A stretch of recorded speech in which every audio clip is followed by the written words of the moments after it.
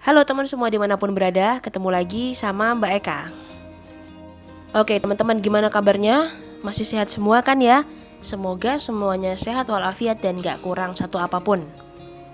Untuk teman-teman baru yang baru bergabung, selamat datang di channelnya Mbak Eka ya. Channel-channel yang akan membahas seputar kisah psikologi, berbagai budaya dan lain sebagainya. Nah cuman selama masa pandeminya semakin meningkat, Mbak Eka gak berani jalan-jalan keluar ya. Jadi mereka akan bahas seputar masalah psikologi melalui kelas-kelas psikologi. Baik teman semua, kalau sebelumnya teman-teman udah pada tahu ya, mereka ngebahas tentang berbagai pasangan yang perlu kita hindari atau kita waspadai. Nah, saat ini mereka mau ngajak teman-teman semua, teman-teman sekalian untuk mengintip ya, mengintip apa? Mengintip tentang hubungan dengan pasangan yang sehat. Seperti yang kita tahu, gak ada sebuah hubungan yang paling sempurna teman-teman. Gak ada sebuah hubungan yang paling ideal tuh, sama sekali gak ada. Yang ada adalah apabila dari kedua perbedaan itu, masing-masing pasangan bisa tetap meraih mimpi-mimpi mereka dengan baik. Nah, gitu kira-kira. Baik teman-teman sekalian, sebelum Mbak Eka mulai, silahkan nyamankan posisi duduknya atau posisi tidurnya ya.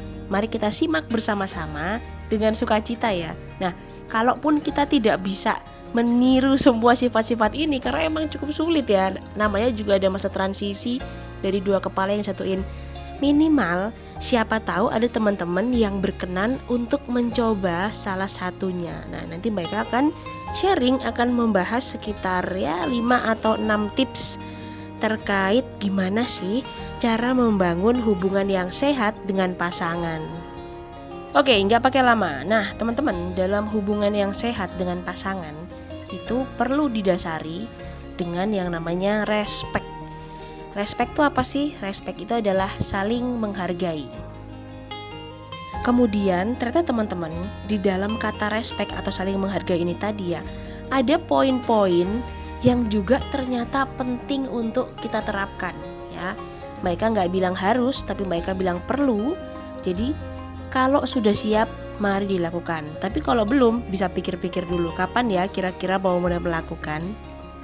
Oke, nomor pertama teman-teman, ada jujur. Nah, dari respect tadi, nomor satunya adalah jujur. Artinya apa? Latihan untuk berbicara dengan jujur dan terbuka akan berbagai hal. Nah loh, biasanya kalau dari konseling-konseling yang masuk ke mereka ya, kenapa sih pasangan tuh gak bisa jujur satu sama lain? Itu sebenarnya kayak gini. Kalau dari yang mereka tangkep ya, kadang belum mengatakan sesuatu atau belum berani ngomong, itu masing-masing sudah punya asumsi dan opini sendiri-sendiri. Atau belum sampai ngomong ya, sudah pernah ada pengalaman di masa lalu yang gak enak, jadi males terulang lagi. Nah, jadi memilih, udahlah gak usah bilang. Atau bahkan banyak nih bapak-bapak yang menganut prinsip kayak gini ya, Mbak Eka, saya tuh lebih mending minta maaf daripada minta izin. Nah, ini paling banyak bapak-bapak ngelakuin ini. Kalau udah terjadi seperti itu, pasti istrinya akan kesel sekali. Kemudian yang nomor 2, ada support atau mendukung. Ternyata dalam support ini ada beberapa poin lagi teman-teman. Nih ya, contohnya yang pertama misalnya nih kayak mendukung pilihan satu sama lain. Nah, jadi bentuk supportnya itu dengan dilakukan dengan cara mendukung pilihan satu sama lain ya. Kemudian bisa juga saling mengerti dan memahami. Nah, saling mengerti dan memahami. Oke, kenapa sih pasangan kita mau melakukan itu? Padahal menurut kita itu buang-buang waktu, buang-buang uang, buang-buang tenaga, misalnya kayak gitu ya. Nah, tapi ternyata ada achievement atau ada capaian yang ingin dicapai oleh pasangan kita. Nah, kalau misalnya make sense atau masuk akal teman-teman, gak ada salahnya didukung dan gak ada salahnya dicoba. Oke, nah kemudian yang berikutnya adalah dalam support ini juga ada kata mendengarkan ya dan saling mendukung. Kayak gitu teman-teman. Kemudian yang nomor 3 ada kerjasama. Di poin ini teman-teman ya, ternyata untuk membentuk sebuah hubungan yang sehat atau hubungan yang bahagia tadi ya, itu ternyata di poin kerja sama itu ada lebih baik kita menanyakan sesuatu secara gamblang daripada berandai-andai sendiri ya. Nanti ya terkonek dengan poin yang atas. Langsung aja tanya, daripada kita mikir-mikir sendiri yang enggak-enggak, daripada kita berasumsi. Kadang teman-teman, sesuatu yang kita tuduhkan tanpa bukti ya, atau sesuatu yang kita labelkan kepada pasangan tanpa bukti, itu nanti secara nggak sadar, alam bawah sadar pasangan kita tuh malah ingin melakukan itu. Contohnya nih ya, semoga tidak terjadi ya, misalnya kayak di awal-awal kita punya suami yang udah sangat setia misalnya kayak gitu, tapi karena selalu pulang malam dan hobi main-main ya sama teman-teman yang lain itu nggak terkontrol, lama-lama kita curiga, wah jangan-jangan nih ya nanti dia bla bla bla bla bla, misalnya kayak punya pasangan lain atau dia udah nggak setia dan sebagainya. Awalnya pasti si cowok ini bilang enggak, tapi ketika terus-menerus dituduh, nah jangan salah. Jadi otak kita ada yang namanya hukum tarik-menarik atau law of attraction. Jadi yang kita tebarkan setiap hari ternyata itu ditangkap oleh otak dan akhirnya benar-benar pasangan kita melakukan selingkuh, misalnya kayak gitu. Oh ya, nggak adil dong ya kalau cowok doang, cewek pun juga bisa melakukan hal yang sama. Yeay. Nah, jadi gitu teman-teman. Kemudian di dalam poin kerjasama itu ada yang namanya berani menerima perubahan ya. Seperti yang kita tahu, suatu kaum itu nasibnya nggak akan berubah ya. Ini jadi sedikit ngasih motivasi ya. Sebuah kaum itu nasibnya nggak akan bisa berubah kecuali mereka tuh mengubah nasibnya sendiri.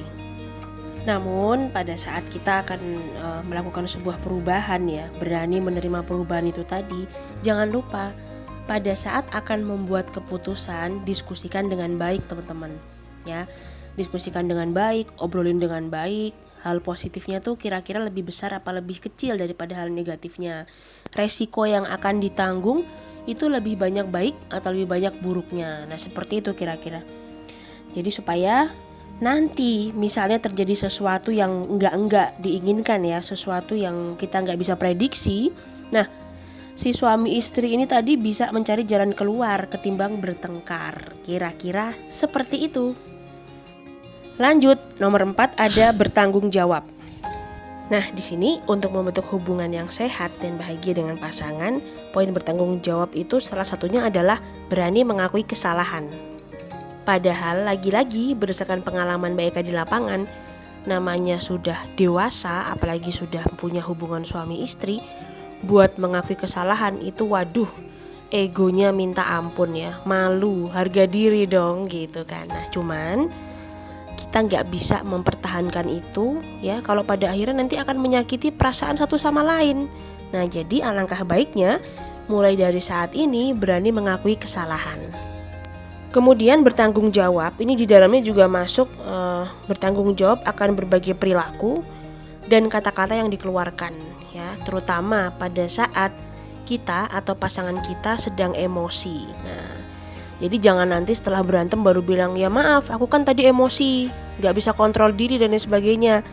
Karena teman-teman yakinlah pada saat kita marah, jangan sekali-kali kita memutuskan sesuatu, karena pasti akhir nanti kita akan menyesal.